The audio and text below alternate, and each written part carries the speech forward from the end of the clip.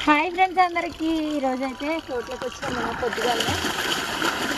నీళ్ళు కడుతున్నాను నేనైతే నీళ్ళు ఎంత మంచిగా వస్తున్నాయి చూసిరా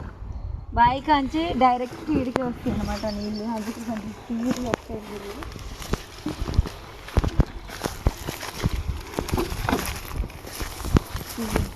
చెట్టుకి అయితే పెట్టిన నీళ్ళు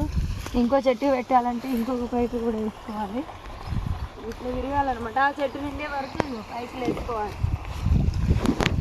చెట్లకు నీళ్ళు పెట్టడం అంటే ఈజీ అనుకుంటారు కానీ కాలువలతో కడితే కొంచెం ఈజీ ఉంటుంది